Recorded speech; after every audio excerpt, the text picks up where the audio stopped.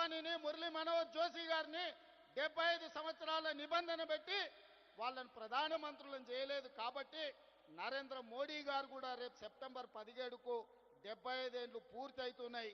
వారు ప్రధానమంత్రి పదవి నుంచి దిగాలి అని వారు చెప్పారు.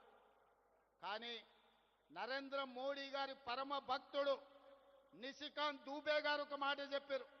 నరేంద్ర మోడీ గారు కుర్చీ దిగరు, 2029లో కూడా ఆయననే ఎన్నికల్లో ప్రధానమంత్రి అభ్యర్థిగా ఉంటాడని. నేను ఒక మాట చెప్పదలుచుకునే వేదిక మీద, నరేంద్ర మోడీ గారు మీరు దిగొద్దు కుర్చీ, 2029 వరకు మీరే ఉండాలి.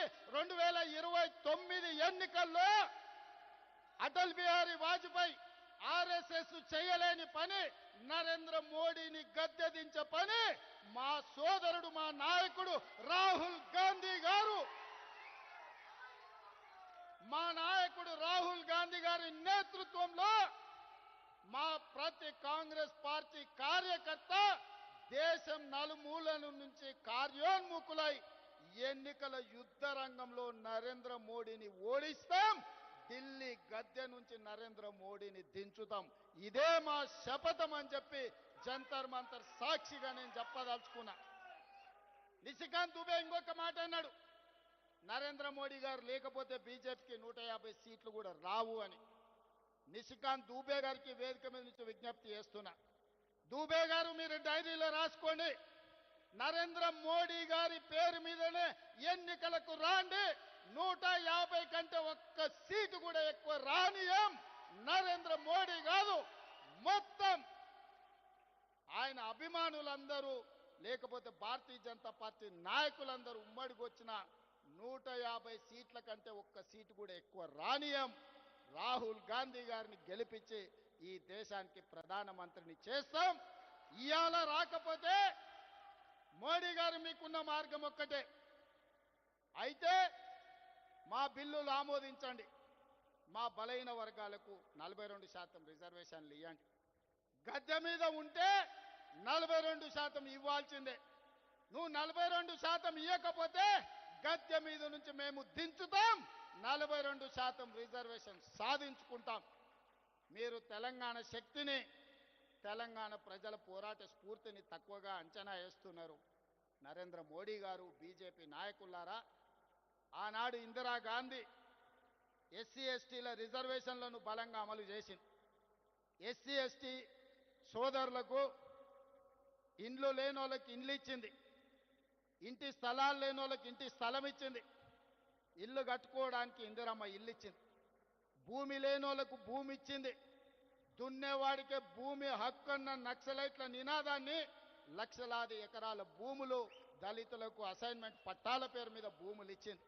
అడవుల్లో బతికే మా ఆదివాసీ సోదరులకు పోడు భూముల పట్టాలు ఇచ్చి 25 లక్షల ఎకరాల భూములు దళితులకు ఇచ్చింది, 10 లక్షల ఎకరాల భూములు గిరిజనులకు, ఆదివాసులకు, మా లంబాడి సోదరులకు ఇవాళ రిజర్వేషన్లు ఇచ్చింది.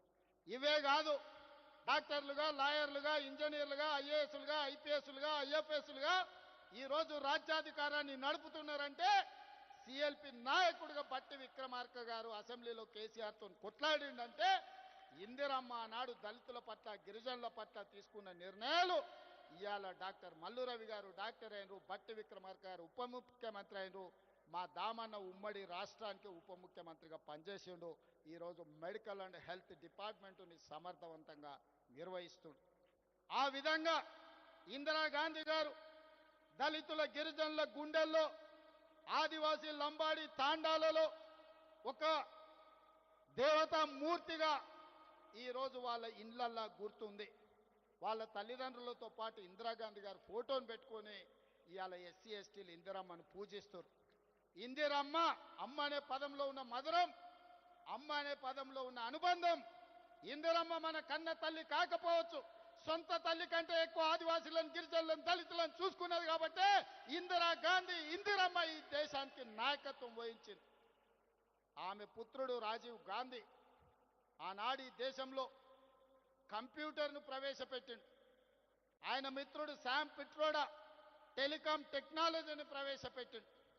ఆనాడు ప్రధానమంత్రిగా రాజీవ్ గాంధీ, ఐటీ టెలికాం మినిస్టర్గా శామ్ పిట్రోడా ఈ దేశంలో కంప్యూటర్ని, టెలికాం వ్యవస్థని అందిస్తే రెడ్డిలు, చౌదరులు, నాయుడులు, రావులు ఈ రోజు కంప్యూటర్ సంస్థలకి యజమానులై అమెరికాలో సిలికాన్ వ్యాలీని శాసించి అమెరికా ఆర్థిక వ్యవస్థనే గుప్పిట్లో పట్టుకోగలిగిన గొప్ప మేధావులుగా ఆనాడు రాజీవ్ గాంధీ ఇచ్చిన కంప్యూటర్ ఐటీ టెక్నాలజీ విప్లవమే, కంప్యూటర్ విప్లవమే, ఐటీ టెక్నాలజీ విప్లవమే ఈ రోజు అమెరికా కాదు ప్రపంచ దేశాలను ఓ రెడ్డి, ఓ చౌదరి, ఓ నాయుడు, ఓ రావు శాసిస్తున్నాడు అని అంటే దానికి మన నాయకుడు రాజీవ్ గాంధీ చేసిన పునాదులే ఐటీ విప్లవం, అదే విధంగా కంప్యూటర్ విప్లవం.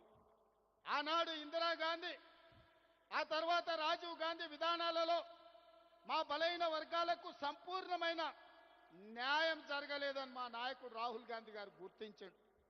అందుకే ఇవాళ వాళ్ళ వారసుడుగా వాళ్ళ త్యాగాల పునాదుల మీద ఈ దేశానికి నాయకత్వం వహిస్తున్న రాహుల్ గాంధీ గారు ఇవాళ కులగణన చెయ్యాలి, ఓబీసీ రిజర్వేషన్లు చెయ్యాలని కంకణ బద్దుడై ఈరోజు రాహుల్ గాంధీ గారు బయలుదేరారు.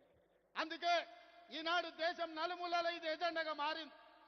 దానికి తెలంగాణ రాష్ట్రమే ఆదర్శంగా నిలబడింది. రాహుల్ గాంధీ గారి మాట శిలాశాసనం. ఈ శిలాశాసనాన్ని ముందుకు తీసుకెళ్లే బాధ్యత నాది, నా మంత్రివర్గ సహచరులు.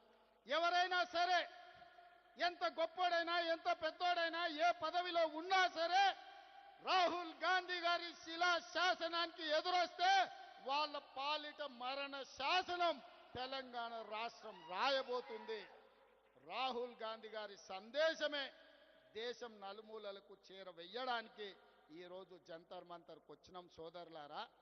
ఇవాళ ఒక గొప్ప లక్ష్యంతో, ఒక గొప్ప విజయాన్ని సాధించడానికి అవసరమైన పోరాటాలు, త్యాగాల కోసం సిద్ధమయ్యే తెలంగాణ కదిలి వచ్చి జంతర్ మంతర్లు దీక్షలో కూర్చున్నది. మోడీ గారు ఇప్పటికైనా ఆలోచన చేయండి, కుట్రలు కుతంత్రాలు మానండి. మా తెలంగాణ రాష్ట్రంలో విద్యా ఉద్యోగాలలో 42% రిజర్వేషన్, రాజకీయాలలో స్థానిక సంస్థల్లో 42% రిజర్వేషన్ బిల్లులు రాష్ట్రపతి గారి దగ్గర ఉన్నాయి. తక్షణమే ఆమోదించండి. అదేవిధంగా చంద్రశేఖరరావు పెట్టిన నిబంధన 50% మించి రిజర్వేషన్లు ఇవ్వద్దు అని 2018లో పంచాయతీరాజ్ చట్టం ఏదైతే చేసిండో ఆ చట్టాన్ని చించి చెత్త బుట్టలో వేయడానికి మేము ఆర్డినెన్స్ తీసుకొచ్చినాం. దానికి కూడా మీరు ఆమోదించండి. లేకపోతే ఇంకా ఢిల్లీ వచ్చేది లేదు. మా గల్లీకి వస్తావు కదా, అక్కడనే పట్టుకుంటాం. పెద్దోళ్ళు చెప్పారు మియా కా దౌడ్ మస్జిద్ తక్ అని. कहीं पर भी मिले ना मिले, मियाँ तो मिलेगा मस्जिद में, तब पकड़ लेंगे मियाँ को. जिस दिन तेलंगाना पे आप हाजिर होगा ना, मोदी जी याद रखो 4 करोड़ तेलंगाना जनता तैयार है. लाल किले कोटे में तिरंगा झंडा लहराएंगे, आपको कुर्सी से उतारेंगे. वही कुर्सी में हमारे नेता, हमारे भाई राहुल गांधी को प्रधानमंत्री बना देके उस कुर्सी में बिठा देंगे. तब हमारा कामयाबी आप देखना पड़ेगा. आज भाई बहनों, तेलंगाना वासियों, हम लोग महेश गौड़ जी के नेतृत्व में